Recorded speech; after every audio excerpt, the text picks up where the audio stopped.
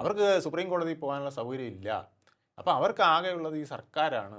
സർക്കാർ തന്നെ അവരുടെ നെഞ്ചത്ത് കയറിക്കൊണ്ടൊരു വികസനവും നടത്തരുത് എന്ന് വി എസിന് നിർബന്ധമുണ്ടായിരുന്നു എന്നാണ് എനിക്ക് പലപ്പോഴും തോന്നിയിട്ടുള്ളത്.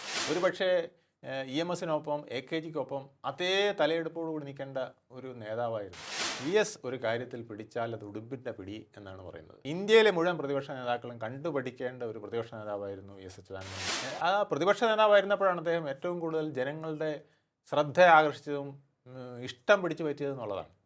അതാണ് ജനങ്ങൾ അദ്ദേഹം മുഖ്യമന്ത്രിയാകുന്നതിന് വേണ്ടി ജനങ്ങൾ വെമ്പൽ കൊണ്ടത്. ഈ പാർട്ടി ഉള്ളിടത്തോളം കാലം ഈ പാർട്ടിയിലല്ലാതെ വേറൊരു പാർട്ടിയിൽ ഞാൻ ഉണ്ടാകും. ഈ പാർട്ടി എന്നെ ചവറ്റുകുട്ടയിലിട്ട് അല്ല, ആ ചവറ്റുകുട്ടയിൽ കിടന്നുകൊണ്ട് ഞാൻ അതിനെതിരെ അനീതിക്കെതിരെ പോരാടും.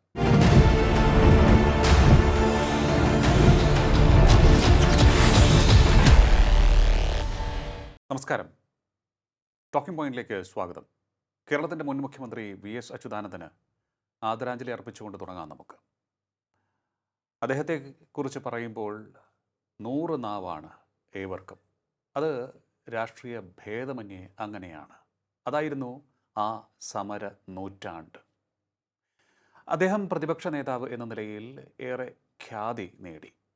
കേരളം കണ്ട ഏറ്റവും മികച്ച പ്രതിപക്ഷ നേതാവ് എന്ന പേര് അദ്ദേഹത്തിന് സ്വന്തമെന്നേവരും ഒരേ സ്വരത്തിൽ പറയുമ്പോൾ, ഭരണകർത്താവ് എന്ന നിലയിലും അദ്ദേഹം ഉജ്ജ്വലമായ പാടവം കാഴ്ചവെച്ചിട്ടുണ്ട് എന്ന് വിലയിരുത്തുന്നവരുടെ എണ്ണവും കുറവല്ല. 2006 മുതൽ 2011 വരെ VS അച്യുതാനന്ദൻ മുഖ്യമന്ത്രിയായിരുന്നപ്പോൾ അദ്ദേഹത്തിൻ്റെ മന്ത്രിസഭയിൽ തുറമുഖ വകുപ്പ് കൈകാര്യം ചെയ്തിരുന്ന ശ്രീ സുരേന്ദ്രൻ പിള്ളയുടെ അഡീഷണൽ പ്രൈവറ്റ് സെക്രട്ടറി ആയിരുന്ന ശ്രീ വേണുഗോപാൽ MS അദ്ദേഹം നമ്മോടൊപ്പം ചേരുകയാണ്. നമസ്കാരം. ടോക്കിംഗ് പോയിന്റിലേക്ക് സ്വാഗതം. നമസ്കാരം. VS അച്യുതാനന്ദൻ എന്ന നേതാവ്, അദ്ദേഹം കേരളത്തിനെല്ലാം എല്ലാമാണ്. അദ്ദേഹത്തിൻ്റെ വിയോഗം അത് സൃഷ്ടിച്ചിരിക്കുന്ന വാക്വം കേരളത്തിലെ കമ്മ്യൂണിസ്റ്റ് പാർട്ടിയിൽ വളരെ വലുതാണ്. പലരും പറഞ്ഞിരുന്നു VSന് മുൻപും ശേഷവും എന്ന തരത്തിൽ കേരളത്തിലെ കമ്മ്യൂണിസ്റ്റ് പാർട്ടി വിലയിരുത്തപ്പെടും എന്ന്. അദ്ദേഹത്തിൻ്റെ പ്രതിപക്ഷ നേതാവ് എന്നുള്ള നിലയിലെ പോരാട്ടം എവർക്കും അറിയാവുന്നതുമാണ്. ഭരണകർത്താവ് എന്ന നിലയിൽ, മുഖ്യമന്ത്രി എന്ന നിലയിൽ അദ്ദേഹം നടത്തിയ ഇടപെടലുകളെ എങ്ങനെയാണ് കാണുന്നത്? അന്ന് അടുത്തു നിന്ന് കാണാൻ സാധിച്ചിരുന്നല്ലോ. തീർച്ചയായിട്ടും അദ്ദേഹത്തിൻ്റെ ഞാൻ പോർട്ട് മിനിസ്റ്ററുടെ അഡീഷണൽ പ്രൈവറ്റ് സെക്രട്ടറി ആയിരുന്നു. അദ്ദേഹം മുഖ്യമന്ത്രിയുമാണ്. അപ്പോൾ എനിക്ക് അദ്ദേഹത്തിനെ കാണാൻ സ്വതവേ സാധ്യത കുറവായിരിക്കേണ്ടതാണ്. പക്ഷേ അദ്ദേഹം ഈ പോർട്ട് ഞങ്ങളൊരു കമ്പനി രൂപീകരിച്ചിരുന്നു. നേരത്തെ തന്നെ വിഴിഞ്ഞം പോർട്ടിന് വേണ്ടി ഒരു കമ്പനി രൂപീകരിച്ചിരുന്നു. ആ പോർട്ടിൻ്റെ കമ്പനിയുടെ ചെയർമാൻ മുഖ്യമന്ത്രിയാണ്. അപ്പോൾ വൈസ് ചെയർമാൻ വകുപ്പ് മന്ത്രിയുമാണ്. അപ്പോൾ ഞങ്ങളുടെ മന്ത്രി ആ മീറ്റിങ്ങിനൊക്കെ പോകുമ്പോൾ ഞാനും അദ്ദേഹത്തോടൊപ്പം പോകാറുണ്ട്. VS ആ മീറ്റിങ്ങിൻ്റെ അധ്യക്ഷനായിട്ടിരിക്കുകയും ഈ വിഴിഞ്ഞം തുറമുഖം നമ്മൾ 2011 തന്നെ പുറത്തിറങ്ങുന്നതിന് മുമ്പായിട്ട് ഉദ്ഘാടനം ചെയ്യണം എന്നുള്ളത് അദ്ദേഹത്തിന് നിർബന്ധമായിരുന്നു. ഈ മന്ത്രിസഭയുടെ കാലാവധി കഴിയുന്നതിന് മുമ്പായിട്ട് വിഴിഞ്ഞം തുറമുഖം ഉദ്ഘാടനം ചെയ്തിരിക്കണം. അതിൻ്റെ നിർമ്മാണ ഉദ്ഘാടനം. കാരണം അന്ന് മറ്റ് സജ്ജീകരണങ്ങളൊന്നും ആയിട്ടില്ല. അപ്പോൾ അന്ന് റോഡ്, റെയിൽ കണക്ടിവിറ്റി, അതുപോലെ തന്നെ കുടിവെള്ളം ഒക്കെ നൽകിക്കൊണ്ട് ആ പ്രദേശം ഒരു തുറമുഖത്തിന് അനുയോജ്യമാക്കുന്ന രീതിയിൽ കൊണ്ടുവരേണ്ടത് അത്യാവശ്യമായിരുന്നു. അപ്പം അന്ന് ആ വർഷത്തിൽ തന്നെ 2010 തന്നെ ഇവിടെ ഒരു കൺസോർഷ്യം നടത്തുകയുണ്ടായി. വിവിധ തുറമുഖങ്ങളിലുള്ള പ്രധാനികളെ വിളിച്ചുകൊണ്ട്, അതായത് വിദേശ പോർട്ടുകൾ, അത് ഫ്രാങ്ക്ഫർട്ട് ആവട്ടെ, ആംസ്റ്റർഡാം ആവട്ടെ, ഓസ്ട്രേലിയ ആവട്ടെ, ദുബായ് ആവട്ടെ, ശ്രീലങ്കയിലുള്ള പോർട്ടിൻ്റെ പ്രതിനിധികളെ വരെ വിളിച്ച് പ്രധാനപ്പെട്ട ലോകത്തെ പോർട്ടുകൾ, അതുപോലെ ഇന്ത്യയിലെ പ്രധാന പോർട്ടുകൾ, അന്ന് ഈ അദാനിയുടെ പോർട്ട് ഉൾപ്പെടെ അന്ന് അവിടെ വന്നിരുന്നു. അന്ന് VS അച്യുതാനന്ദൻ എടുത്ത സ്റ്റാൻഡ്, ആർക്ക് വേണോ ഇവിടെ വരാം, ആർക്ക് വേണോ നിക്ഷേപം നടത്താം, പക്ഷേ ഈ ഭൂമി വിട്ടുകൊടുക്കില്ല. ഇത് ലാൻഡ് ലോഡ് മോഡലായിരിക്കും. ഈ ഭൂമി കേരളത്തിൻ്റെ ഭൂമിയാണ്, കേരള സർക്കാരിൻ്റെ ഭൂമിയാണ്. ഈ ഭൂമി മറ്റൊരാൾക്ക് വിട്ടുകൊടുത്തുകൊണ്ട് ഒരു വികസനവും നടത്താൻ പാടില്ല. പക്ഷേ ലിബറലായിക്കൊണ്ട് അവിടെ നിക്ഷേപങ്ങൾ ആര് കൊണ്ടിരുന്നതിനും നമുക്ക് തടസ്സമില്ല, ആ നിക്ഷേപങ്ങൾ പങ്കുവയ്ക്കുന്നതിനും തടസ്സമില്ല. പക്ഷേ ഭൂമി മറ്റൊരാൾക്ക് അടിയറവ് വയ്ക്കരുത് എന്നുള്ളതായിരുന്നു. ആ സ്റ്റാൻഡിലാണ് അദ്ദേഹം ഉറച്ചു നിന്നത്. അതിന് അദ്ദേഹത്തിന് കിട്ടിയ അന്ന് ആ പരിപാടി പങ്കെടുത്തവരെല്ലാം തന്നെ പറഞ്ഞത്, അവിടെ വേണ്ട ഇൻഫ്രാസ്ട്രക്ചറുകൾ ആദ്യം ഒരുക്കണം. ഓക്കെ. ആ ഇൻഫ്രാസ്ട്രക്ചർ ഇല്ലാതെ ആരും വിഴിഞ്ഞത്തോട്ട് തിരിഞ്ഞു നോക്കിയില്ല. അല്ല, അന്നിപ്പോൾ ഈ ഇൻഫ്രാസ്ട്രക്ചർ ഡെവലപ്മെൻറ്റുമായി ബന്ധപ്പെട്ട ചർച്ചകൾ അന്ന് മുതൽ തന്നെ വളരെ ശക്തമായിരുന്നു അല്ലേ? കാരണം തീർച്ചയായും. സ്വാഭാവികമാണ് അന്ന് അവിടെ ഒരു നാച്ചുറൽ പോർട്ടിന് പറ്റിയ സ്ഥലമാണ് എന്നുള്ളതല്ലാതെ അതിനപ്പുറത്തേക്ക് കൂടുതൽ സൗകര്യമൊന്നും യാതൊരു ഉണ്ടായിരുന്നില്ല. അവിടെ സൗകര്യവും ഇല്ലായിരുന്നു. ഒട്ടേറെ മത്സ്യത്തൊഴിലാളികളുടെ സ്ഥലവുമായിരുന്നു അത്. അതെ, അവിടെ അപ്പോൾ മത്സ്യത്തൊഴിലാളികൾ തിങ്ങിപ്പാർക്കുന്ന സ്ഥലം, ചിലപ്പോൾ വർഗീയ സംഘടനകൾ നടക്കുന്ന സ്ഥലം എന്നുള്ളതിൽ കവിഞ്ഞ് വിഴിഞ്ഞത്തിന് ആരും ഒരു പ്രാധാന്യം കൊടുത്തിരുന്നില്ല എന്നുള്ളതാണ്. അപ്പോൾ അവിടെ നേരാവണ്ണം പോകാനുള്ള റോഡുകൾ പോലും അന്നില്ലായിരുന്നു. ഏതാണ്ട് ഒരു വണ്ടിക്ക് പോകാൻ മറ്റൊരു വണ്ടി കഷ്ടിച്ച് പാസ് ചെയ്ത് പോകാവുന്ന വിധത്തിലുള്ള റോഡുകൾ പോലുമാണ് ഉണ്ടായിരുന്നത്. അപ്പോൾ അവിടെയാണ് ഇൻഫ്രാസ്ട്രക്ചർ ആദ്യം ഉണ്ടാക്കണം, മികച്ച റോഡുകൾ ഉണ്ടാക്കണം, റെയിൽ കണക്ടിവിറ്റി, ബാലരാമപുരത്ത് നിന്നും റെയിൽ കണക്ടിവിറ്റി വിഴിഞ്ഞത്തേക്ക് കൊണ്ടുവരണം, അതിന് കേന്ദ്രത്തിൻ്റെ നീക്കം ഉണ്ടാവണം. ഇങ്ങനെയൊക്കെ പറഞ്ഞുകൊണ്ട് അദ്ദേഹം വളരെ ശക്തമായിട്ട് ഈ ബോർഡ് മീറ്റിങ്ങുകളിൽ സംസാരിക്കുമായിരുന്നു. അതിന് അദ്ദേഹത്തിന് തക്കതായ നിർദ്ദേശങ്ങളും ഉപദേശങ്ങളും കിട്ടിയിരുന്നു. അതുപോലെ തന്നെ ഞങ്ങളുടെ മന്ത്രി ശ്രീ സുരേന്ദ്രൻപിള്ളയോട് അദ്ദേഹം ഓഫ് ഹാൻഡായിട്ട് പറഞ്ഞിരുന്നു, നിങ്ങൾക്ക് എന്ത് നടപടി വേണോ സ്വീകരിക്കാം, പക്ഷേ ഈ 2010 നമുക്ക് ഈ മന്ത്രിസഭയുടെ കാലാവധിയിൽ തന്നെ ആ പോർട്ടിൻ്റെ നിർമ്മാണ പ്രവർത്തനങ്ങൾ ഉദ്ഘാടനം ചെയ്തതിന് തുടക്കം കുറിക്കണം. ഇന്ന് വരെ പലരും പോർട്ടിന് വേണ്ടിയിട്ട് പലതും ചെയ്തിട്ടുണ്ട്, പക്ഷേ അതെല്ലാം വഴിയിലായി പോകുന്നത് ഈ പദ്ധതി സർക്കാർ ഇതുവരെ ഏറ്റെടുത്തിട്ടില്ല. അപ്പോൾ പദ്ധതി സർക്കാർ ഏറ്റെടുക്കണമെങ്കിൽ അവിടെ ഒരു ഉദ്ഘാടനം നടക്കണം, അത് സർക്കാരിൻ്റെ പ്രോജക്റ്റായി മാറണം. അതായിരുന്നു അദ്ദേഹത്തിൻ്റെ കാഴ്ചപ്പാട്. ഓക്കെ. അങ്ങനെയാണ് അതിന് മുന്നോട്ട് വന്നത്. അപ്പോൾ ഈ പലപ്പോഴും അദ്ദേഹത്തെ വരട്ട് തത്വവാദിയെന്നും അല്ലെങ്കിൽ പലപ്പോഴും കടുംപിടുത്തക്കാരനെന്നും ഒക്കെ പറഞ്ഞ് വിശേഷിപ്പിക്കാറുണ്ട്. ഈ കാര്യത്തിൽ ഒരു മുഖ്യമന്ത്രി എന്നുള്ള നിലയിൽ തീർച്ചയായിട്ടും പല കാര്യങ്ങളിലും കടുത്ത നിലപാടുകൾ സ്വീകരിക്കേണ്ടി വരും. പക്ഷേ ഒരു വികസനം എന്ന വിഷയത്തിൽ അദ്ദേഹത്തിൻ്റെ നിലപാട് എങ്ങനെയായിരുന്നു? അടിസ്ഥാന സൗകര്യ വികസനവും മറ്റുമൊക്കെ. അത് 2 ഘട്ടങ്ങളിൽ 2 രീതിയിലായിരുന്നു എന്ന് എനിക്ക് തോന്നുന്നത്. ആദ്യ ഘട്ടങ്ങളിൽ അദ്ദേഹത്തിൻ്റെ വികസന സങ്കല്പമല്ല അദ്ദേഹം മുഖ്യമന്ത്രിയായതിനു ശേഷം അദ്ദേഹം കാഴ്ചവെച്ചിട്ടുള്ളത്. പ്രതിപക്ഷ നേതാവിൽ നിന്നും പ്രതിപക്ഷ നേതാവായിരുന്നപ്പോഴും അദ്ദേഹത്തിന് വികസന കാര്യങ്ങളിൽ ശ്രദ്ധയുണ്ടായിരുന്നെങ്കിലും അത് കൂടുതൽ ജനകീയമായിരിക്കണം എന്നുള്ളത് കവിഞ്ഞ് അദ്ദേഹം മറ്റൊന്നും ചിന്തിച്ചിരുന്നില്ല എന്നുള്ളതാണ് എനിക്ക് തോന്നുന്നത്. പക്ഷേ മുഖ്യമന്ത്രി ആയി കഴിഞ്ഞപ്പോൾ അദ്ദേഹം അടിപൊളി മാറ്റം വന്നു. കാരണം അദ്ദേഹത്തിന് പുതിയ അഡ്വൈസേഴ്സ് മറ്റു കാര്യങ്ങളൊക്കെ വന്നപ്പോൾ അദ്ദേഹത്തിന് ഉൾക്കാഴ്ച ഭയങ്കരമാണ്. എല്ലാ കാര്യങ്ങളിലും ഒരു ദീർഘവീക്ഷണം അദ്ദേഹത്തിന് ഉണ്ടായിരുന്നു. ആ ദീർഘവീക്ഷണം ഉള്ളതുകൊണ്ട് തന്നെ അത് ജനങ്ങളെ ഇതെങ്ങനെ ബാധിക്കും, അതാണ് അദ്ദേഹം ആദ്യം ചോദിക്കുക. ഏത് പരിപാടി, ഏത് പ്രശ്നം ഉണ്ടായാലും അത് ജനങ്ങളെ എങ്ങനെ ബാധിക്കും, അതാദ്യം ചോദിച്ചിരിക്കും. അത് IAS ഉദ്യോഗസ്ഥരോടായാലും മന്ത്രിമാരോടായാലും MLA മാരോടായാലും അദ്ദേഹം ആദ്യം ചോദിക്കുന്നത് ജനങ്ങളെ എങ്ങനെയാണ് ബാധിക്കുക, അത് ആർക്കൊക്കെ ബുദ്ധിമുട്ടുണ്ടാക്കും, അതിനെന്ത് പരിഹാരം നിങ്ങൾ കാണുന്നു, എന്നിട്ടേ അദ്ദേഹം പദ്ധതികൾ മുന്നോട്ട് നീക്കാൻ സമ്മതിച്ചിരുന്നുള്ളൂ. അതുകൊണ്ടാണ് അദ്ദേഹത്തിന് വികസന വിരോധി എന്ന് ചിലർ പറഞ്ഞിട്ടുണ്ടെങ്കിൽ തന്നെ അതിന് കാരണമെന്ന് എനിക്ക് തോന്നിയിട്ടുണ്ട്. അദ്ദേഹം എപ്പോഴും സാധാരണക്കാരൻ്റെ നെഞ്ചത്തുകൂടെ ഒരു വികസനം നടത്തുന്നതിന് എതിരായിരുന്നു. അത് കാരണം അവർക്ക് ചോദിക്കാനും പറയാനും ആരുമില്ല, അവർക്ക് സുപ്രീം കോടതിയിൽ പോകാനുള്ള സൗകര്യം ഇല്ല. അപ്പോൾ അവർക്ക് ആകെയുള്ളത് ഈ സർക്കാരാണ്. സർക്കാർ തന്നെ അവരുടെ നെഞ്ചത്ത് കയറിക്കൊണ്ടൊരു വികസനവും നടത്തരുത് എന്ന് VS-ന് നിർബന്ധമുണ്ടായിരുന്നു എന്നാണ് എനിക്ക് പലപ്പോഴും തോന്നിയിട്ടുള്ളത്. തീർച്ചയായിട്ടും. അപ്പോൾ അത് എപ്പോഴും അതുകൊണ്ട് തന്നെ ആവണം ഈ സാധാരണക്കാരുടെ ഒരു പിന്തുണ അദ്ദേഹത്തിന് ലഭിച്ചിരുന്നത്. സാധാരണക്കാരിൽ അസാധാരണമായ പിന്തുണയായിരുന്നു. അത് അദ്ദേഹം പോകുന്ന സ്ഥലങ്ങളിലെല്ലാം, ഞങ്ങൾ വിഴിഞ്ഞത്ത് പോകുമ്പോൾ പോലും അത് ശ്രദ്ധിച്ചിട്ടുണ്ട്. അവിടെ അദ്ദേഹത്തിന് അത്ര വലിയ അനുയായികളോ മറ്റൊന്നും ഉള്ള സ്ഥലമല്ല. അതൊരു ക്രിസ്ത്യൻ മുസ്ലിം ബെൽറ്റുകൾ കൂടിച്ചേർന്ന ഒരു സ്ഥലമാണ്. പക്ഷെ അവിടെ പോലും VS വരുന്നു എന്ന് പറഞ്ഞു കഴിഞ്ഞാൽ ഒരു തിരയിളക്കം. ഞാനത് പ്രത്യേകം നോട്ട് ചെയ്തിട്ടുണ്ട്. അദ്ദേഹത്തിന് അങ്ങനെ ഒരു ചാമിങ് പേഴ്സണാലിറ്റി വന്നു ചേർന്നിരുന്നു. അദ്ദേഹം ഈ കർമ്മനിരതനായി ഒരാൾ ഒത്തിരി നാൾ നീങ്ങിക്കഴിഞ്ഞാൽ അദ്ദേഹത്തിന് അപാരമായൊരു ശക്തി കിട്ടും. നമ്മൾ നരേന്ദ്രമോദിയെക്കുറിച്ചൊക്കെ അങ്ങനെയാണ് പറയുന്നത്, ഗാന്ധിജിയെക്കുറിച്ച് അങ്ങനെയാണ് പറയുന്നത്. ഒരുപാട് സമയം ജീവിതത്തിൻ്റെ സമയം മുഴുവൻ പൊതുജനങ്ങൾക്ക് വേണ്ടിയും സാധാരണക്കാരന് വേണ്ടിയും കർമ്മനിരതനായി കഴിയുമ്പോൾ അവരിൽ നിന്ന് തന്നെ അറിയാതെ ഒരു ഊർജ്ജം അദ്ദേഹത്തിലേക്ക് കിട്ടും. ആ ഊർജ്ജത്തിൻ്റെ ഒരു ഉറവിടമായിരുന്നു VS എന്നാണ് എനിക്ക് തോന്നിയിട്ടുള്ളത്. തീർച്ചയായിട്ടും. കാരണം അദ്ദേഹത്തിൻ്റെ ബാല്യം മുതൽ തന്നെ ആ കർമ്മനിരതനായിരിക്കുക എന്നുള്ളൊരു ശീലം അദ്ദേഹത്തിൻ്റെ ഒപ്പം കൂടിയതാണെന്ന് തോന്നുന്നു. ചെറിയ പ്രായം മുതൽ ഇല്ലായിരുന്നു. അതെ, മറ്റ് ഫോക്കസ്ഡ് ആയിരുന്നു. സ്വാർത്ഥമായ ഒരു സ്വാർത്ഥ ലക്ഷ്യങ്ങളുണ്ടായിരുന്നില്ല, ഫോക്കസ്ഡ് ആയിരുന്നു. എന്ത് ലക്ഷ്യമാണോ പാർട്ടി ഏൽപ്പിക്കുന്നത് അതിനുവേണ്ടി മാത്രമാണ് കഠിനാധ്വാനം ചെയ്യുക. ഒപ്പം തന്നെ അങ്ങനെയാണ് ഈ സാധാരണക്കാരൻ ഒരു കാരണവശാലും വിഷമിക്കരുത് എന്നുള്ള ഒരു ലക്ഷ്യം അദ്ദേഹത്തോടൊപ്പം എപ്പോഴും ഉണ്ടായിരുന്നു എന്ന് തോന്നുന്നു. ഈ പ്രതിപക്ഷ നേതാവായിരുന്ന സമയത്ത് അന്നും അദ്ദേഹം നല്ല പ്രായമുണ്ടായിരുന്നു. തീർച്ചയായിട്ടും. ആ സമയത്തും രാവിലെ മുതൽ രാത്രി വരെ എന്താണ് അടുത്തത് ചെയ്യേണ്ടത് എന്നുള്ളത് സംബന്ധിച്ചുള്ള കൃത്യമായ രൂപരേഖ ഉണ്ടാക്കുകയും അതിനനുസരിച്ച് മുന്നോട്ട് പോവുകയും ചെയ്തിരുന്ന തീർച്ചയായിട്ടും. ആളാണ്. അപ്പോൾ ഈ മതികെട്ടാനിലൊക്കെ കയറുമ്പോൾ വളരെ റിസ്കി ആയിട്ടുള്ള ഒരു യാത്രയായിരുന്നു അത്. ജീവൻ പോലും കൈ പിടിച്ചുകൊണ്ടുള്ള യാത്രയായിരുന്നു അത്. അദ്ദേഹത്തിന്റെ പ്രായം 90 അടുപ്പിച്ചായ സമയത്താണ് അതൊക്കെ ചെയ്യുന്നത്. അന്ന് പക്ഷേ അത്ര ആയിരുന്നില്ല. അന്ന് വളരെ 90 അടുപ്പിച്ച് 90 കഴിഞ്ഞിട്ടില്ല. അന്ന് 70കളുടെ ഇതിലും ഒക്കെയാണ് അദ്ദേഹം അല്ല, ആ പോയിക്കൊണ്ടിരുന്നത്. തുടക്കം അത് ശരിയാണ്. ആ സമയത്ത് വളരെ ശക്തമായ രീതിയിൽ അദ്ദേഹം മുന്നോട്ട് പോയി. പിന്നീട് ഇടമലയാർ കേസിലെ അദ്ദേഹത്തിൻ്റെ ഇടപെടൽ, അവിടെയും നമ്മൾ മനസ്സിലാക്കുന്ന മറ്റൊന്നാണ്, ഈ ഏതെങ്കിലും ഒരു വിഷയം അദ്ദേഹം കൈവച്ച് കഴിഞ്ഞാൽ അത് ഒരു കാരണവശാലും വിട്ടുകളയില്ല എന്നുള്ളൊരു ഒരു രീതി കൂടി അദ്ദേഹത്തിന്. അത് സർക്കാരിലെ ഉദ്യോഗസ്ഥന്മാർക്ക് നല്ലപോലെ അറിയാമായിരുന്നു. ഉയർന്ന IAS ഓഫീസർമാർക്ക് നല്ലപോലെ അറിയാമായിരുന്നു. VS ഒരു കാര്യത്തിൽ പിടിച്ചാൽ അത് ഉടുമ്പിൻ്റെ പിടി എന്നാണ് പറയുന്നത്. അദ്ദേഹത്തിന് അത്തരം കാര്യങ്ങളിൽ എനിക്ക് തോന്നുന്നത് പ്രതിപക്ഷ നേതാക്കൾ മുഴുവൻ, ഇന്ത്യയിലെ മുഴുവൻ പ്രതിപക്ഷ നേതാക്കളും കണ്ടുപഠിക്കേണ്ട ഒരു പ്രതിപക്ഷ നേതാവായിരുന്നു VS അച്യുതാനന്ദൻ എന്ന് എനിക്ക് പറയാൻ. പാഠപുസ്തകമാണ് അദ്ദേഹം. പാഠപുസ്തകമാണ്. കാരണം 19 വർഷം, ഏതാണ്ട് 20 വർഷം അദ്ദേഹം പ്രതിപക്ഷ നേതാവായിരുന്നു. ഇത്രയും കൂടുതൽ കാലം പ്രതിപക്ഷ നേതാവായിരുന്ന ആരും കേരളത്തിലില്ല, മറ്റു പല സംസ്ഥാനങ്ങളിലും കാണുമെന്ന് എനിക്ക് തോന്നുന്നില്ല.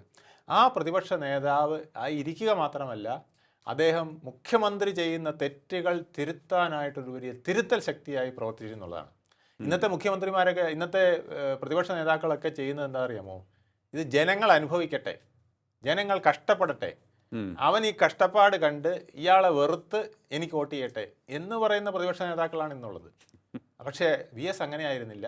VSൻ്റെ ലക്ഷ്യം എവിടെ എന്ത് പ്രശ്നം വരുന്നു, അത് ജനകീയ പ്രശ്നമാണെങ്കിൽ അതിൽ അപ്പോൾ ഇടപെടുക, അത് തിരുത്തുക. അത് മുഖ്യമന്ത്രി ആരാണെന്നുള്ളതല്ല അദ്ദേഹം നോക്കുന്നത്. അത് ഉമ്മൻചാണ്ടിയാണോ, AK ആൻ്റണിയാണോ, കെ കരുണാകരനാണോ, ഇതൊന്നും അദ്ദേഹത്തിൻ്റെ പ്രശ്നമല്ല. അദ്ദേഹത്തിൻ്റെ പ്രശ്നം ആ മുഖ്യമന്ത്രിയിൽ നിന്ന് ഇങ്ങനെ ഒരു പ്രശ്നം ഉണ്ടായപ്പോൾ ഇത് ഇരുന്ന് പുഴുത്ത് ഇയാൾ ജനങ്ങൾ വെറുത്ത് താഴെ പോട്ടെ എന്നല്ല അദ്ദേഹം ചിന്തിച്ചത്. മറിച്ച് ഇത് പ്രതിപക്ഷ നേതാവെന്നുള്ള നിലയിൽ രണ്ടാം മുഖ്യമന്ത്രിയെ പോലെ പ്രവർത്തിക്കേണ്ട ഒരാളാണ് ഞാൻ. കാരണം ഇവിടുത്തെ ഏറ്റവും കൂടുതൽ വോട്ട് കിട്ടിയ ഒരു മുന്നണിയുടെ ആളല്ലേ ഞാൻ. ആ ബാധ്യത, എൻ്റെ കൂടെ നിൽക്കുന്ന ജനങ്ങളുടെ ബാധ്യത എനിക്ക് നിറവേറ്റണമെങ്കിൽ ഞാൻ പ്രതിപക്ഷ നേതാവെന്നുള്ള നിലയിൽ എൻ്റെ ആയുധം പുറത്തെടുക്കണമെന്ന് വിചാരിച്ച് അദ്ദേഹം കർമ്മരംഗത്ത് വന്നിട്ടുള്ള ആളാണ്. അതുകൊണ്ടാണ് ഞാൻ പറഞ്ഞത്, ഏത് പ്രശ്നം വന്നാലും, മതികെട്ടാൻ മലയുടെ പ്രശ്നമായാലും, ഇനി അനീതി എവിടെയൊക്കെ നടന്ന പ്രശ്നങ്ങളുണ്ടായാലും അദ്ദേഹം ഇടപെട്ടിട്ടുണ്ട്. അദ്ദേഹം അതുപോലെ തന്നെ പോലീസ് ഉദ്യോഗസ്ഥരോടായാലും IAS ഉദ്യോഗസ്ഥരോടായാലും ഒക്കെ ഷാർപ്പായി സംസാരിക്കേണ്ട സമയത്ത് ഷാർപ്പായി സംസാരിച്ചിട്ടുണ്ട്. വിമർശിക്കേണ്ട സമയത്ത് അതിനിശ്ചിതമായി വിമർശിക്കുന്നത് ഞാൻ കണ്ടിട്ടുണ്ട്. ഇതിപ്പോൾ പലപ്പോഴും നമ്മുടെ അദ്ദേഹത്തിൻ്റെ സംസാര ശൈലിയാണെങ്കിലും നമ്മൾ നമുക്കൊരു ആകർഷണം തോന്നണമല്ലോ. പക്ഷേ അദ്ദേഹത്തിൻ്റെ സംസാര ശൈലിയാണെങ്കിലും അദ്ദേഹത്തിൻ്റെ ശരീരഭാഷയാണെങ്കിൽ തന്നെയും അങ്ങനെയൊന്നും ആണോ എന്നുള്ളൊരു സംശയമാണ്. പക്ഷേ അദ്ദേഹത്തിൻ്റെ പ്രവർത്തന ശൈലിയാണ് ആളുകളെ ആകർഷിച്ചത്. അതുകൊണ്ടാണ് അദ്ദേഹം പ്രശസ്തനാവാൻ സ്വല്പം വൈകിപ്പോയത്. ഒരു പക്ഷേ EMSനൊപ്പം AKGക്കൊപ്പം അതേ തലയെടുപ്പോടുകൂടി നിൽക്കേണ്ട ഒരു നേതാവായിരുന്നു. അദ്ദേഹത്തിന് ദൈവം ആയുസ്സും കൂടെ കൊടുത്തുകൊണ്ട് തീർച്ചയായിട്ടും അവരുടെ ആ റാങ്കിൽ തന്നെ നിന്ന് മുന്നേറേണ്ട ഒരാളായിരുന്നു. പക്ഷേ അദ്ദേഹത്തിൻ്റെ ആദ്യകാലങ്ങളിലെ പ്രസംഗത്തിലെ ഈ നീട്ട് പലർക്കും ഇഷ്ടപ്പെട്ടിരുന്നില്ല, വിരസമെന്ന് പലരും പറഞ്ഞിട്ടുണ്ട്. പക്ഷേ പിന്നീട് അത് അദ്ദേഹം ഒരു ശൈലിയാക്കി മാറ്റി ജനങ്ങളുടെ ആരവം ആ നീട്ടലിൽ നിന്നാണ് പലപ്പോഴും കണ്ടിട്ടുള്ളത് എന്നുള്ളത്. അത് ഈ കുട്ടനാട് മേഖലയിലൊക്കെ അദ്ദേഹത്തെ പ്രവർത്തിക്കാനായി ആദ്യം കൃഷ്ണപിള്ള ഉൾപ്പെടെയുള്ളവർ നിയോഗിച്ചിരുന്നു, പാർട്ടി നിയോഗിച്ചിരുന്നു. ആ സമയത്ത് ഈ കർഷക തൊഴിലാളികളോടാണ് സംസാരിക്കേണ്ടത്, സാധാരണക്കാരിൽ സാധാരണക്കാർ. അവർക്ക് മനസ്സിലാകാൻ വേണ്ടി, കൂടുതൽ അവരുടെ മനസ്സിലേക്ക് പതിയാൻ വേണ്ടി അന്ന് അത് ഒരു സ്ട്രെസ് കൊടുത്ത് അവരോട് സംസാരിക്കുന്നതിലൂടെ സംസാരിച്ച് പിന്നീട് അത് അദ്ദേഹത്തിൻ്റെ ശൈലിയായി മാറി എന്നാണ് ഞാൻ കേട്ടിട്ടുള്ളത്. അതെ, അദ്ദേഹം അങ്ങനെ പറഞ്ഞിട്ടുണ്ട്. അത് സാധാരണ മുമ്പിലിരിക്കുന്ന സാധാരണക്കാരൻ കൃഷി ചെയ്ത് കഷ്ടപ്പെട്ട് വന്നിരിക്കുക, പകുതി ഉറക്കത്തിലായിരിക്കും ഇരിക്കുന്നത്. അപ്പോൾ ഇവരോട് സംസാരിക്കുമ്പം സാധാരണഗതിയിൽ താത്വിക ആചാര്യം സംസാരിക്കുന്ന പോലെ സംസാരിച്ചാൽ ചിലപ്പോൾ കേൾക്കണമെന്നില്ല. അപ്പം ഒരു നീട്ടിയും കുറുക്കിയൊക്കെ പോകുമ്പോൾ ഇവർ പെട്ടെന്ന് പകുതി ഉറക്കത്തിലിരിക്കുന്നവൻ വരെ എണീറ്റ് നോക്കുമെന്ന് അദ്ദേഹം ഞാൻ കേട്ടിട്ടുണ്ട്. അദ്ദേഹം പറഞ്ഞതായിട്ട് ഞാൻ കേട്ടിട്ടുണ്ട്. ഈ അദ്ദേഹത്തെ സ്വാധീനിക്കാനുള്ള ശ്രമങ്ങൾ തീർച്ചയായിട്ടും ചിലപ്പോൾ അദ്ദേഹത്തിൻ്റെ ഈ പ്രവർത്തന ശൈലി കൊണ്ടായിരിക്കണം, സ്വാധീനിക്കാനുള്ള ശ്രമങ്ങൾ ചിലപ്പോൾ വളരെ കുറവായിരുന്നിട്ടുണ്ടാവും. അദ്ദേഹത്തിനെ സ്വാധീനിക്കുക അസാധ്യമാണ്.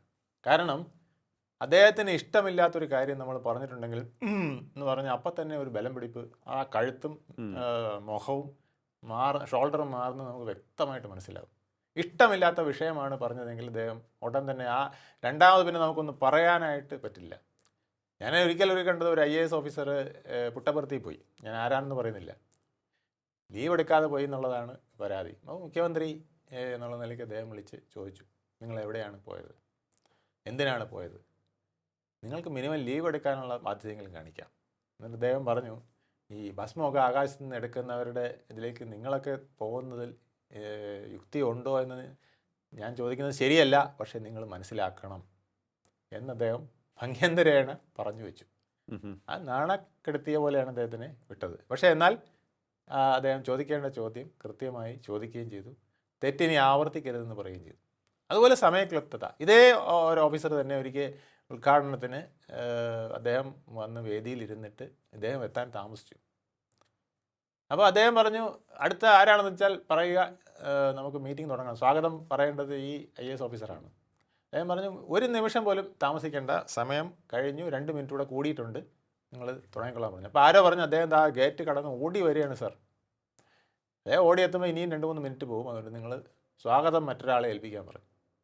ഇദ്ദേഹം ഓടിക്കതച്ചിങ്ങ് എത്തുമ്പോഴേക്കും ഇവിടെ സ്വാഗതം പകുതി തീർന്നു കഴിഞ്ഞിരുന്നു. ഞാൻ അദ്ദേഹത്തിൻ്റെ ശൈലി. പക്ഷേ യാതൊരു അതൃപ്തിയും കാണിച്ചില്ല. ഇദ്ദേഹം വന്ന്, അയ്യോ ഞാൻ അവിടെ ട്രാഫിക് ബ്ലോക്കിൽ അങ്ങനെ ഇങ്ങനെയെന്നൊക്കെ പറഞ്ഞുകൊണ്ട് എക്സ്ക്യൂസ് പറയുന്നത് ഞാൻ കണ്ടുകൊണ്ടിരിക്കുകയാണ്. ഇതിനൊരു ഭാവമാറ്റവും ഇല്ല. അപ്പോഴും ആ നീണ്ട മൂളൽ മാത്രമാണ്. അതൃപ്തി ഉണ്ട് എന്ന് വ്യക്തമാക്കുകയും എന്നാൽ അതൃപ്തി അദ്ദേഹം പ്രകടിപ്പിക്കുകയും ചെയ്യാതിരിക്കും. അതൊരു ഭീകരമായ അവസ്ഥയാണ്. നമ്മളോട് ദേഷ്യപ്പെടാതിരിക്കുകയും പക്ഷേ ദേഷ്യം ഉള്ളിലുണ്ടെന്ന് നമുക്ക് മനസ്സിലാവുകയും ചെയ്യുമ്പോൾ വലിയൊരു വിമ്മിഷ്ടമാണ് ആ ആളുടെ മുമ്പിൽ നിൽക്കാൻ. അങ്ങനത്തെ ചില നമ്പറുകൾ യെസിന് എപ്പോഴും ഉണ്ടായിരുന്നു എന്നുള്ളത് ഞാൻ ശ്രദ്ധിച്ചിട്ടുണ്ട്. നമ്മുടെ നാട്ടിൽ കമ്മ്യൂണിസ്റ്റ് പാർട്ടിക്ക് ചില ചിട്ടവട്ടങ്ങളൊക്കെ ഉണ്ട്, രീതിയുണ്ട്.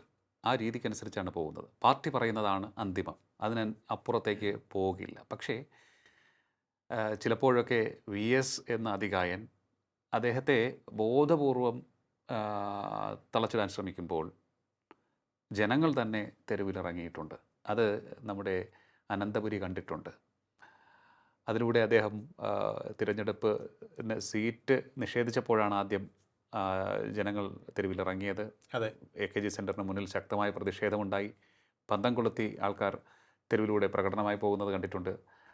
അപ്പോൾ അത്തരത്തിൽ ഒരു കരുത്തുറ്റ രാഷ്ട്രീയ പ്രസ്ഥാനം, അതിനെ തിരുത്താൻ പോകുന്ന സ്വാധീനം, ജനങ്ങൾക്കിടയിലെ സ്വാധീനം, അത് EMS പറയുന്ന പോലെ ഇതൊരു ബഹുജന പ്രസ്ഥാനമാണ്. കർഷകരുടെയും തൊഴിലാളികളുടെയും സാധാരണക്കാരൻ്റെയും ഒരു ബഹുജന പ്രസ്ഥാനമാണെന്ന് VS എല്ലാ കാലത്തും വിശ്വസിച്ചിരുന്നു. VS അത്തരക്കാരോട് നീ നമ്മുടെ പാർട്ടിയുടെ ആളാണോ എന്നൊന്നും ചോദിക്കാറില്ല. അദ്ദേഹത്തിൻ്റെ മുമ്പിൽ വരുന്ന പ്രശ്നം ന്യായമാണെങ്കിൽ അത് ചെയ്തു കൊടുക്കാനായിട്ട് അദ്ദേഹം അപ്പോൾ തന്നെ, ആ പ്രതിപക്ഷ നേതാവായിരുന്നപ്പോഴാണ് അദ്ദേഹം ഏറ്റവും കൂടുതൽ ജനങ്ങളുടെ ശ്രദ്ധ ആകർഷിച്ചതും ഇഷ്ടം പിടിച്ചു പറ്റിയതെന്നുള്ളതാണ്. അതാണ് ജനങ്ങൾ അദ്ദേഹം മുഖ്യമന്ത്രിയാകുന്നതിന് വേണ്ടി ജനങ്ങൾ വെമ്പൽ കൊണ്ടത്. കാരണം അദ്ദേഹം മുഖ്യമന്ത്രിയായി ഒരു മാതൃകയും ആർക്കും ഇല്ലായിരുന്നു. ഒരു മന്ത്രിയായിട്ട് തന്നെ അദ്ദേഹത്തിൻ്റെ ഒരു മാതൃക നമ്മുടെ മുമ്പിലില്ലായിരുന്നു. അപ്പം ജനങ്ങൾ അപ്പോഴും വിചാരിക്കുന്നത് എന്താ അറിയാമോ, ഇദ്ദേഹം പ്രതിപക്ഷ നേതാവായിരിക്കുമ്പോൾ പോലും എൻ്റെ രക്ഷകനാണ്. എവിടെയൊക്കെ ഭരണത്തിൽ വീഴ്ചകൾ വീഴുന്നോ അല്ലെങ്കിൽ അത് എൻ്റെ മേൽ വരുന്നോ, ഭരണത്തിൻ്റെ വികസനത്തിൻ്റെ എന്നൊക്കെ പറഞ്ഞുകൊണ്ട് ചില ഭാരങ്ങൾ എൻ്റെ തലയിൽ വരുന്നോ, ആ ഭാരങ്ങൾ താങ്ങാൻ തട്ടി മാറ്റാനായിട്ട് VS എന്ന പ്രതിപക്ഷ നേതാവ് ഓടിയെത്തിയിട്ടുണ്ട്. സ്റ്റേറ്റ് കാർ നമ്പർ 99, അദ്ദേഹത്തിൻ്റെ 99 നമ്പർ കാറായിരുന്നു. ആ കാറ് വളരെ ശ്രദ്ധേയമായിരുന്നു. ആ 99 കാർ വരുമ്പോൾ, നമ്പർ കാർ വരുമ്പോൾ ഉണ്ടാകുന്ന ആരവം അതിഭയങ്കരമായിരുന്നു. അത് പ്രതിപക്ഷ നേതാവ് എന്നുള്ള നിലയിൽ അദ്ദേഹത്തിന് ജനങ്ങളുടെ ഇടയിൽ അഭേദ്യമായ ഒരു ബന്ധം ഉണ്ടായിക്കൊടുത്തിട്ടുണ്ട്. അതിനൊന്നും അദ്ദേഹം ശ്രമിച്ചിട്ടുമില്ല എന്നുള്ളതാണ് വേറെ രസം. ഇദ്ദേഹം അതിന് വേണ്ടിയിട്ട് ജനങ്ങളെ പ്ലീസ് ചെയ്യുക, അല്ലെങ്കിൽ തോളിത്തട്ടുക, അല്ലെങ്കിൽ അടുത്ത് പിടിച്ച് നിർത്ത് കെട്ടിപ്പിടിച്ച് വർത്താനം, അതൊന്നും അദ്ദേഹത്തിൻ്റെ ഒരു ശൈലിയിലുള്ള ഭാഗമേ അല്ല. അദ്ദേഹത്തിൻ്റെ മുകളിൽ കേൾക്കും, ചിലപ്പോൾ അതിന് ഇന്ന് എന്തൊക്കെയാണെന്ന് ചോദിക്കും എന്നുള്ളത് കഴിഞ്ഞ് അദ്ദേഹം മറ്റൊരു കാര്യത്തിലേക്ക് പോയിട്ടില്ല എന്നുള്ളതാണ്. പക്ഷെ പാർട്ടിയിൽ അദ്ദേഹം അടിയുറച്ച വിശ്വാസത്തിൽ പോയിരുന്നു എന്നുള്ളതാണ്. അതെ, അത് സംബന്ധിച്ച് പലപ്പോഴും പല ചർച്ചകളൊക്കെ നടന്നിട്ടുണ്ട്. അദ്ദേഹം പാർട്ടി വിട്ട് പോകുമോ എന്നുള്ള ചർച്ചകൾ വളരെ സജീവമായിരുന്നു ചില ഘട്ടങ്ങളിലൊക്കെ തന്നെ. അദ്ദേഹം പോയി പുതിയൊരു പാർട്ടി രൂപീകരിക്കുമോ, ഈ ചർച്ചകളൊക്കെ നടന്നിരുന്നു. തീർച്ചയായിട്ടും 2006 അദ്ദേഹം അധികാരത്തിൽ വന്നപ്പോൾ അദ്ദേഹത്തിന് ഇനിയൊരു ഊഴം കിട്ടുകയില്ല എന്ന് ഒത്തിരി പേര് പറഞ്ഞിരുന്നു. പാർട്ടിയിൽ നിർബന്ധമായ വിലക്ക് വന്നേക്കാം, അദ്ദേഹത്തിൻ്റെ പ്രായവും മറ്റു കാര്യങ്ങളുമൊക്കെ പറഞ്ഞുകൊണ്ട് പല വിധത്തിൽ അടുത്ത ഊഴം അദ്ദേഹത്തിന് ലഭിക്കുകയില്ല എന്നൊരു തോന്നൽ അദ്ദേഹത്തിനുണ്ടായിരുന്നു. അദ്ദേഹത്തിൻ്റെ കൂടെ നിന്നവർക്ക് അതിനേക്കാൾ കൂടുതലുണ്ടായിരുന്നു. അദ്ദേഹത്തിന് എപ്പോഴും ഒരു പ്രത്യേകത ഞാൻ ശ്രദ്ധിച്ചിട്ടുണ്ട്, പാർട്ടിക്കാരല്ലാത്ത കുറേ വിശ്വസ്തർ അദ്ദേഹത്തിനുണ്ട്. ഉം. അത് അദ്ദേഹത്തിൻ്റെ ഒരു പ്രത്യേകതയാണ്. പ്രതിപക്ഷ നേതാവായിരുന്നപ്പോൾ മുതൽ അങ്ങനെ പ്രതിപക്ഷ പോയി ഒരു നേതാവായ ടീമായിട്ടുണ്ടായിരുന്നു. ഒരു ടീം അദ്ദേഹം, അത് പാർട്ടിക്കാരാവണമെന്നില്ല, അല്ലാതെ കുറേ വിശ്വസ്തരുണ്ട്. പാർട്ടിയിലും കുറേ വിശ്വസ്തരുണ്ട്. പാർട്ടിയിൽ വിശ്വസിച്ച പാർട്ടിയിലെ സ്ഥാനങ്ങളിലുള്ളവരില്ല, അല്ലാത്ത കുറേ വിശ്വസ്തരുണ്ട്. ഞാനൊരിക്കൽ പറഞ്ഞു കേട്ടത്, ഈ ബദൽ രേഖ ഇങ്ങനെ പിന്നെ അന്ന് ഈ ഫോട്ടോ കോപ്പി ഒന്നുമില്ല. അപ്പോൾ എം വി രാഘവൻ ഒരാളെ ഏൽപ്പിച്ചു, AK സെൻറ്ററിൽ ഒരാളിങ്ങനെ സൈക്ലോസ്റ്റൈൽ ചെയ്യാണ്. സൈക്ലോസ്റ്റൈൽ എന്ന് പറഞ്ഞാൽ പഴയ സാധനം ഉണ്ടല്ലോ, ഈ പകുതി തെളിഞ്ഞും തെളിയാത്ത കുറേ പ്രിൻറ്റുകൾ വരും. ഈ പ്രിൻറ്റുകളിൽ തെളിഞ്ഞതെല്ലാം എടുത്ത് ഇവർ കുത്തിക്കെട്ടി വയ്ക്കുകയാണ്, തെളിയാത്തതെല്ലാം ഒരു ചവറ്റുകുട്ടയിൽ ഇടുകയാണ്. അപ്പം ഇത് ഒരു ആൾ കാണുന്നു, സാധാരണ ഒരു പാർട്ടിക്കാരനാണ്, അവിടെ പാർട്ടിയുടെ ഓഫീസിൽ വന്നത് കാണുകയും അയാളിത് എന്താണെന്ന് ചോദിക്കുകയും ചെയ്തു. അപ്പോൾ അതിങ്ങനെ ഒരു രേഖ തയ്യാറാണ്, സാധാരണക്കാരനല്ല അതുകൊണ്ട് പറഞ്ഞതാണ്, അതിങ്ങനെ ഒരു രേഖ തരാം VSന് പിന്നെ MVR വേണ്ടിയിട്ടാണ് എന്ന് പറഞ്ഞ് എടുത്തുകൊണ്ട് പോവുകയും ചെയ്തു. പോയി കഴിഞ്ഞപ്പോൾ ഇയാൾ ഈ ചവറ്റുകുട്ടയ്ക്കകത്ത് കിടന്ന തുണ്ടുകളെല്ലാം പറക്കിയെടുത്തുകൊണ്ട് നേരെ പാളയത്ത് വന്ന് ഒരു ടാക്സി പിടിച്ചിട്ട് നേരെ ആലപ്പുഴയ്ക്ക് പോകാനാണ് പറഞ്ഞത്. എനിക്ക് പൈസയൊന്നും എൻ്റെ ഇല്ല, വണ്ടി ഇപ്പോൾ വിടണം, വളരെ അത്യാവശ്യമുള്ള കേസാണ്, ആലപ്പുഴയ്ക്ക് പോട്ടെ എന്ന് പറഞ്ഞു. അങ്ങനെ ഈ കെട്ടുമായി ഇയാൾ VSനെ പോയി കാണുകയാണ്. VS ആണ് ആ വണ്ടിക്ക് ഉള്ള പൈസ പോലും കൊടുക്കുന്നത്. അങ്ങനെയാണ് ഈ ബദൽ രേഖയുടെ കാര്യം VS അറിയുന്നത്, ആദ്യമായിട്ടിത് പുറത്തറിയുന്നത് എന്നാണ് ഞാൻ കേട്ടിട്ടുള്ളത്. അതുപോലെ അദ്ദേഹത്തിന് ഓരോ സംവിധാനങ്ങൾ ഓരോ സ്ഥലത്ത് ഉണ്ടായിരുന്നു. ഞാനൊരിക്കൽ അദ്ദേഹം അതുപോലെ തന്നെ തുറമുഖ വകുപ്പിൻ്റെ തുറമുഖ കമ്പനിയുടെ മീറ്റിംഗ് കഴിഞ്ഞ് പുറത്തേക്ക് ഇറങ്ങിയപ്പോൾ അദ്ദേഹത്തിൻ്റെ മുഖ്യമന്ത്രിയുടെ നേരെ ഓപ്പോസിറ്റ് ഇരിക്കുന്നതാണ് കോൺഫറൻസ് ഹാൾ. ആ കോൺഫറൻസ് ഹാളിൽ അദ്ദേഹം നിൽക്കുകയാണ്. അപ്പം ഞാൻ പുറത്തേക്ക് ഇറങ്ങി വന്നു, അപ്പോഴാണ് ഒരു ഡയറി എടുക്കാൻ മറന്നുവെന്ന് മനസ്സിലാക്കിക്കൊണ്ട് തിരിച്ച് അകത്തേക്ക് പോകുന്നത്. അപ്പോൾ സെക്യൂരിറ്റി സാറിന് അതിൽ തടുക്കേണ്ടതാണ്. അപ്പം VS മാത്രമേ അവിടെ നിൽപ്പുള്ളൂ, വേറെ 1-2 പേര് നിൽപ്പുണ്ടാവും. സാധാരണ എന്തോ സംസാരമാണെന്ന് ചോദിച്ചിട്ടായിരിക്കും സെക്യൂരിറ്റി. പിന്നെ ഞാൻ മീറ്റിങ്ങിൽ പങ്കെടുക്കുന്ന ആളും അഡീഷണൽ പ്രൈസ് സെക്രട്ടറിയാണെന്ന് അറിഞ്ഞുകൊണ്ടായിരിക്കും എന്നെ തടുത്തില്ല. ഞാൻ അകത്തേക്ക് കയറിയപ്പോൾ ഞാൻ നോക്കിയപ്പോൾ VS അവിടെ നിൽക്കുകയാണ്, വേറെ 2-3 പേര് സംസാരിക്കുന്നുണ്ട്. എന്നാൽ എനിക്കൊരു വല്ലായ്കയും വന്നു, അങ്ങനെ അവർ രഹസ്യമായിട്ട് വല്ലതും സംസാരിക്കുകയാണോ എന്നുള്ള രീതിയിൽ.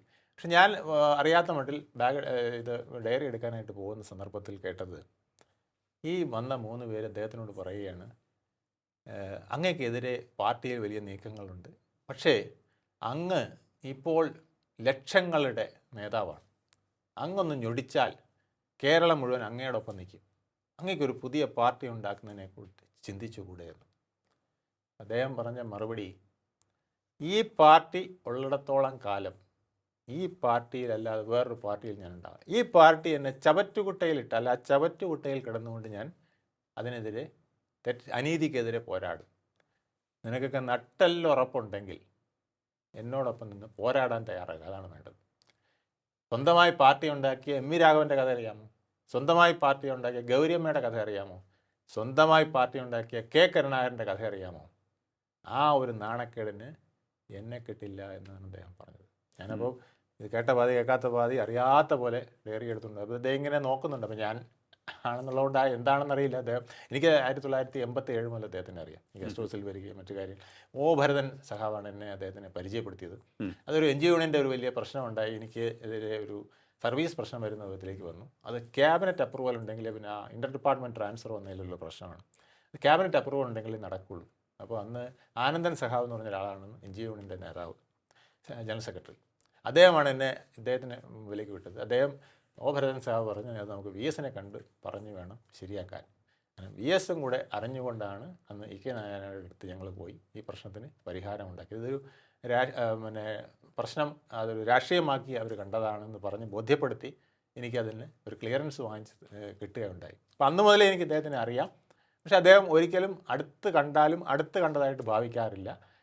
അദ്ദേഹം ഒരു ചെറിയ ഒരു കണ്ടെന്നുള്ളൊരു മയം വരുന്നല്ല, ഒരു പുഞ്ചിരി പോലും അല്ല, അത് ആ രീതിയിലാണ് അദ്ദേഹം പൊയ്ക്കൊണ്ടിരുന്നത്. ഞാനും അങ്ങനെ ചെയ്യാറുള്ളൂ. ഒരു നമസ്തേ കൊടുത്തിട്ട് വിഷ് ചെയ്തിട്ട് ഞാൻ പോകുന്നതാണ് ഞാൻ പലപ്പോഴും ചെയ്തിട്ടുള്ളത്. ഒരു കാര്യം കൂടെ എനിക്ക് പറയാനുള്ളത്, ഞാൻ VSുമായി നേരിട്ട് ബന്ധപ്പെട്ട ഒരു കാര്യം, 2018 ഞാൻ റിട്ടയർ ചെയ്ത് പുറത്തിറങ്ങി. അതിനുശേഷം ഈ ഭരണപരിഷ്കാര കമ്മീഷൻ്റെ ചെയർമാനായിട്ട് ഇദ്ദേഹം ഇരിക്കുകയാണല്ലോ. അപ്പോൾ അന്ന് ഞാൻ ഭരണപരിഷ്കാര കമ്മീഷനിലെ ഒരു ഹിയറിങ്ങിന് പോയി. ഭരണത്തിൽ വരുത്തുന്ന ഒരുപാട് മാറ്റങ്ങളെക്കുറിച്ച് ഒരു നിവേദനം ഞാൻ കൊടുക്കുകയുണ്ടായി. അപ്പോൾ അന്ന് IAS ഓഫീസർമാരടക്കം അവിടെ ഇരുന്ന പ്രധാന ചീഫ് സെക്രട്ടറിമാരായിരുന്ന ഒരടക്കം എന്നോട് പറഞ്ഞത് നടപ്പിലാക്കാൻ ബുദ്ധിമുട്ടാണ്, ഈ കാര്യങ്ങളൊക്കെ പറയണമെങ്കിൽ നിങ്ങൾ വി എസിനോട് പോയി പറയൂ, വി എസിന് നിങ്ങൾക്ക് പരിചയമുണ്ടല്ലോ എന്ന് പറഞ്ഞു. അങ്ങനെ ഞാൻ അദ്ദേഹത്തിനെ പോയി കണ്ടു. അദ്ദേഹത്തിനോട് 2 കാര്യങ്ങൾ ഞാൻ റിക്വസ്റ്റ് ചെയ്തു. ഒന്ന്, ഈ തട്ട് 3 കുറയ്ക്കുന്നത്, അതായത് ഒരു ഫയൽ 3 തട്ടി കൂടുതൽ പോകാതെ നടപടിയെടുക്കുന്നതിന് ഒരു സംവിധാനം ഉണ്ടായാൽ ഒരുപാട് ഫയലുകൾ പെട്ടെന്ന് തീർപ്പാക്കാൻ കഴിയുമെന്നുള്ളത്. അത് അദ്ദേഹം വളരെ കൗതുകത്തോടെയും അതുപോലെ തന്നെ പിന്നെ അതൊരു അടിയന്തരമായി പരിഗണിക്കേണ്ട വിഷയമാണെന്ന് പറഞ്ഞിട്ട് ഉടൻ തന്നെ കുറിച്ചെടുക്കുകയാണ് ഇത്. രണ്ടാമത് ഞാനെന്ന് പറഞ്ഞു, ഈ സെൻട്രൽ ഗവൺമെൻറ്റിലൊക്കെ ചെയ്യുന്ന പോലെ മിനിസ്ട്രി, ഇവിടെ ഇപ്പോൾ എന്ന് വെച്ചാൽ സെക്രട്ടേറിയറ്റ് എന്നൊരു സാധനം, അവിടെ ഒരു ഡിപ്പാർട്ട്മെൻറ്റ്, പിന്നെ വനം വകുപ്പാണെങ്കിൽ സെക്രട്ടേറിയറ്റിനകത്ത് ഒരു വനം വകുപ്പുണ്ട്, പിന്നെ ഒരു വനം വകുപ്പ് എന്ന് പറഞ്ഞാൽ വേറെണ്ണം കൂടെ ഉണ്ട്. അവിടെ അങ്ങനെയല്ല, ഒരു മിനിസ്ട്രിയാണ്, മിനിസ്ട്രിയുടെ കീഴിൽ ഇതിങ്ങനെ ഒറ്റ സ്ട്രീമിലാണ് പോകുന്നത്. ആ ഒറ്റ സ്ട്രീമിൽ പോകുന്ന ഒരു സംവിധാനം അത് അദ്ദേഹം ആലോചിച്ചിട്ട് അദ്ദേഹം ഒരു മിനിറ്റ് ഇങ്ങനെ ആലോചിച്ചിട്ടുണ്ട്. അത് നിങ്ങൾ പറയുന്ന എല്ലാ കാര്യങ്ങളും അങ്ങനെ ചെയ്യാനൊന്നും പറ്റില്ല, അത് ഒരുപാട് ആലോചന വേണ്ടതാണ്. കാരണം ഇവിടെ സെക്രട്ടേറിയറ്റ് സംവിധാനം തന്നെ മാറ്റിമറിക്കുന്ന പലവിധ കാര്യങ്ങൾ വരുന്നല്ലേ. ഉടൻ തന്നെ അദ്ദേഹത്തിൻ്റെ മറുപടി, അത് ഭയങ്കരമായ വീക്ഷണം അദ്ദേഹത്തിന്, അത് ഉണ്ടാക്കാൻ പോകുന്ന ഇമ്പാക്റ്റ് അദ്ദേഹത്തിന് വളരെ കറക്റ്റായിട്ട് അറിയാമെന്നുള്ളതാണ്. അത് ഒരുപാട് ചർച്ച ആവശ്യമുള്ളതാണ്. പക്ഷേ ഈ കാര്യം ഞാൻ പരിഗണിക്കും. 3 തട്ടിൽ അപ്പുറം പോകാതെ സാധാരണ ഫയലുകൾ, അപ്പോൾ ഒരുപാട് കോടിക്കണക്കിന് രൂപയുടെ നിക്ഷേപമൊക്കെ വരുന്ന ഫയലുകളൊക്കെ ആണെങ്കിൽ മന്ത്രി വരെ അങ്ങ് കണ്ട് ഒക്കെ പോകണം. അല്ലാത്ത സാധാ ഫയലുകൾ ചുമ്മാതെ ഈ പ്രൊമോഷന് വേണ്ടി ഒരുപാട് സസികൾ ഉണ്ടാക്കി വെച്ചിട്ടുണ്ട്.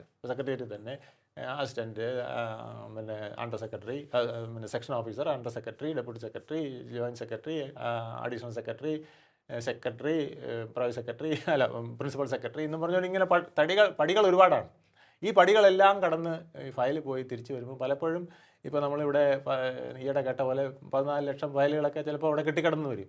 ഇതൊക്കെ ഒരു സെക്ഷൻ ഓഫീസർ ലെവലിൽ തീർക്കാവുന്ന ഒരുപാട് ഫയലുകളുണ്ട്. അപ്പോൾ ക്ലർക്ക്, പിന്നെ സീനിയർ അസിസ്റ്റൻറ്റ്, സെക്ഷൻ ഓഫീസർ കണ്ട് തീർക്കാവുന്ന അങ്ങനത്തെ ഫയലുകളെല്ലാം അങ്ങനെ തീർക്കുന്നതിനൊക്കെ ഒരു സംവിധാനം ഉണ്ടാക്കണം എന്ന് പറഞ്ഞപ്പോൾ അദ്ദേഹം അത് വളരെ കാര്യമായിട്ടെടുക്കുകയും അത് ആ ഭരണപരിഷ്കാര കമ്മീഷൻ്റെ റിപ്പോർട്ടിൽ ഉൾപ്പെടുത്തുകയും ചെയ്തിട്ടുണ്ട്. ഞാൻ CP നായർ സാറിനോടാണ് ആദ്യം ഇത് പറഞ്ഞത്. അദ്ദേഹമായിരുന്നു അന്ന് ഈ കമ്മിറ്റിയിൽ പ്രധാനപ്പെട്ട ഒരു പിന്നെ ചീഫ് സെക്രട്ടറി, പഴയ ചീഫ് സെക്രട്ടറി എന്നുള്ള നിലയിൽ. CP നായർ സാറാണ് എൻ്റെ അടുത്ത് പറഞ്ഞത്, ഇത്തരം കാര്യങ്ങൾ ഞങ്ങൾക്ക് പെട്ടെന്ന് തീരുമാനിക്കാൻ നോക്കില്ല, നിങ്ങൾ കേസിനെ കണ്ട് അതിനൊരു തീരുമാനം ഉണ്ടായിക്കൊണ്ട് വന്നാൽ എളുപ്പമുണ്ട് എന്ന്. അത്തരത്തിൽ ഭരണപരിഷ്കാരത്തിൻ്റെ ഒരുപാട് കാര്യങ്ങൾ അദ്ദേഹം ചെയ്തിട്ടുണ്ട്. അതെല്ലാം സർക്കാർ നടപ്പിലാക്കിയോ എന്ന് ചോദിച്ചാൽ പലതും നടപ്പിലാക്കിയിട്ടില്ല എന്നുള്ളതാണ്. ഓക്കെ. അപ്പോൾ പരിഷ്കരിക്കേണ്ടത് ഭരണപരിഷ്കാര കമ്മീഷൻ അധ്യക്ഷനായിരുന്നുകൊണ്ട് അദ്ദേഹം ചെയ്യാൻ പറ്റുന്നതെല്ലാം ചെയ്തിരുന്നു. അദ്ദേഹം ഭരണപരിഷ്കാര കമ്മീഷൻ എന്നുള്ളത് മാത്രമല്ല, 2006-2010 കാലഘട്ടത്തിൽ സർക്കാരിന് ചലനാത്മകമാകാൻ പറ്റുന്നതൊക്കെ അദ്ദേഹം ചെയ്തിരുന്നു. അദ്ദേഹത്തിന് ഒരുപാട് വിലങ്ങളുണ്ടായിരുന്നെങ്കിലും അദ്ദേഹത്തിന് എന്തൊക്കെ ചെയ്യാൻ പറ്റും അതെല്ലാം ചെയ്തിട്ടുണ്ട്. അതിൻ്റെ ഒരു പ്രതിഫലനമാണ് 2011 ഉണ്ടാവേണ്ടിയത്. അദ്ദേഹം 2ാം ഊഴം ഉണ്ടായതിനെ എനിക്ക് പൂർണ്ണ വിശ്വാസമുണ്ട്. കാരണം 2ാം ഊഴത്തിനൊരു തടസ്സമുണ്ടാകുന്ന ഒന്നും അദ്ദേഹം ചെയ്തിട്ടില്ല. ജനങ്ങളുടെ കണ്ണിലുണ്ണിയായിരുന്നു. പക്ഷേ അത് എവിടെ വീക്ക്നെസ് വന്നു എന്നുള്ളത് ജനങ്ങൾക്കറിയാം, പാർട്ടിക്കറിയാം. കാരണം 1% വോട്ടിനാണ് അദ്ദേഹത്തിന് ഭരണം നഷ്ടപ്പെട്ടത്. 72 സീറ്റ് UDF-നും 68 സീറ്റ് LDF-നും. ആ 2 സീറ്റ് പുറത്ത് മാറിക്കഴിഞ്ഞാൽ 70-70 മനസ്സിലായില്ലേ? അപ്പം 1% വോട്ട്, 48 ആണെങ്കിൽ ഇവിടെ 47 അങ്ങനെ എന്താണ്, 1% വോട്ടിൻ്റെ വ്യത്യാസത്തിനാണ് അന്ന് UDF-ന് LDF-ന് ഭരണം നഷ്ടപ്പെട്ടത്. ഭരണ തുടർച്ച അന്ന് ഉണ്ടാവേണ്ടതായിരുന്നു. എങ്കിൽ കേരളത്തിന് ഒരുപാട് മാറ്റങ്ങൾ ഉണ്ടാകുമായിരുന്നു എന്നാണ് പൊതുവെ പലരും പറയുന്നത്. വിഴിഞ്ഞം പദ്ധതി ഉൾപ്പെടെ പല കാര്യങ്ങളിലും ഇതിനേക്കാൾ ബെറ്ററായ ചിലത് ഉണ്ടായെന്നും വീക്ഷിക്കുന്നവർ ഉണ്ട്. VS തീർത്ത വാക്വം, ശൂന്യത, അത് വലുതാണ് VS-ൻ്റെ അഭാവത്തിലൂടെ ഉണ്ടായിരിക്കുന്നത്. അത് പാർട്ടിയിലും പ്രകടമാണ്. അത് പാർട്ടി വിശ്വാസികളെയാണ് കൂടുതൽ ബാധിക്കുന്നത്. കാരണം അവർക്ക്, നമ്മൾ പറയുമല്ലോ, ഇപ്പോൾ സച്ചിൻ ടെണ്ടുൽക്കർ വിരമിച്ചതിന് ശേഷം ക്രിക്കറ്റ് കളി കാണുന്നത് അവസാനിപ്പിച്ച കുറേ പേരുണ്ട്. അപ്പോൾ അതുപോലെയാണ് VS-നോടുള്ള സ്നേഹം, VS-നോടുള്ള ആ ഒരു വിശ്വാസം, അതൊക്കെ കൊണ്ട് പിന്തുടർന്നവർ, അത്ര ആവേശത്തോടെ, ആശയോടെ, പ്രതീക്ഷയോടെ പിന്തുടർന്നവരൊക്കെ തന്നെ നിരാശയിലേക്ക് പോകുന്നൊരു സാഹചര്യം. അത് നമുക്കൊരു ഒരു ഒരു ഒരു നേതാവിനെ കൊണ്ടൊരു പാർട്ടിയെ അളക്കുന്നതല്ല. എങ്കിൽ തന്നെയും VS എന്നുള്ളത് എന്താണ്, പകരം വയ്ക്കാനില്ലാത്ത ഒരു നേതാവ് എന്ന് അക്ഷരാർത്ഥത്തിൽ നമുക്ക് വിശേഷിപ്പിക്കാൻ പറ്റുന്നൊരു നേതാവ് അല്ലേ? തീർച്ചയായിട്ടും. കാരണം 90-കളിൽ പോലും ആ ഊർജം നമുക്ക് പറഞ്ഞറിയിക്കാവുന്നതല്ല എന്നുള്ളതാണ്.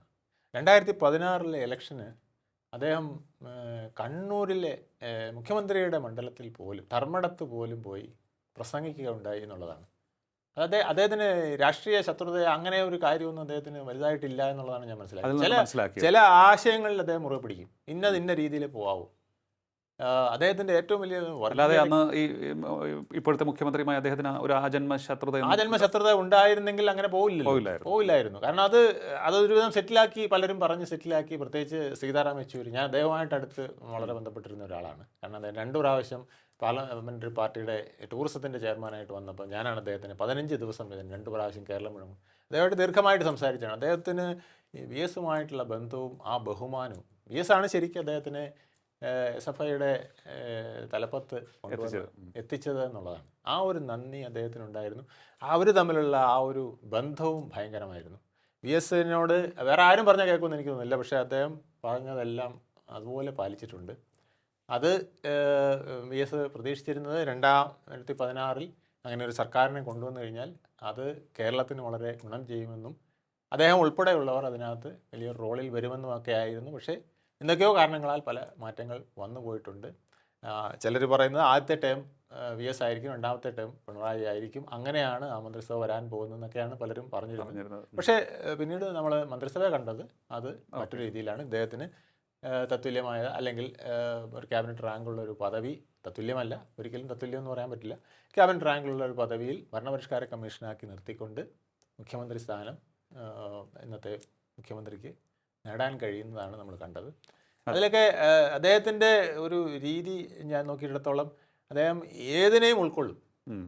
പിന്നെ നമ്മുടെ വിജയമാഷ് പറയുന്ന പോലെ, വിജയമാഷ് പറയാറുണ്ട്, ഈ തോൽവി ഭക്ഷിച്ച് ജീവിക്കുന്ന ആൾ എന്നാണ് വി എസിനെ കുറിച്ച് ആദ്യമായിട്ട് വിജയമാഷാണ് പറഞ്ഞതെന്നാണ് ഞാൻ മനസ്സിലാക്കിയിട്ടുള്ളത്. തോൽവികൾ അദ്ദേഹത്തിന് ഒരു ഊർജ്ജമാണ്, അല്ലാതെ ഒരിക്കലും തോൽവികൾ അദ്ദേഹത്തിനെ തളർത്തിയിട്ടുമില്ല. തോൽവി കൊണ്ട് ഊർജ്ജം നേടി, വീണ്ടും തോൽവി കൊണ്ട് അതിനേക്കാൾ ഊർജ്ജം നേടി അദ്ദേഹം പിടിച്ചടക്കിയതാണ് ഈ കേരളത്തിലെ CM പദവിയും അദ്ദേഹത്തിൻ്റെ നേതാവിൻ്റെ പദവിയും. അതിനേക്കാൾ ഉപ്പുറം ഈ കോടിക്കണക്കിന് ജനങ്ങളുടെ കണ്ണേ കരളെ VS എന്ന് പറയുന്ന ആ ഒരു വിളിയുണ്ടല്ലോ, അത് കേൾക്കുമ്പോൾ നമുക്കൂടെ രോമാഞ്ചം തോന്നും. കേരള രാഷ്ട്രീയത്തിൽ VS അച്യുതാനന്ദൻ്റെ വിയോഗം തീർത്തിരിക്കുന്നത് പറഞ്ഞറിയിക്കാൻ സാധിക്കാത്ത അത്രയും വലിയ വാക്വമാണ്. അദ്ദേഹത്തിൻ്റെ ഓർമ്മകൾക്ക് മുന്നിൽ ഒരിക്കൽ കൂടി നമുക്ക് ശിരസ് നമിക്കാം, ആദരാഞ്ജലികൾ അർപ്പിക്കാം. വളരെയധികം നന്ദി സാർ, ഇത്ര സമയം ടോക്കിംഗ് പോയിന്റുമായി സംസാരിച്ചു. ടോക്കിംഗ് പോയിന്റ് അധ്യായം ഇവിടെ പൂർണ്ണമാകുന്നു. ഇനി അടുത്ത എപ്പിസോഡിൽ കാണാം നമുക്ക്. നമസ്കാരം.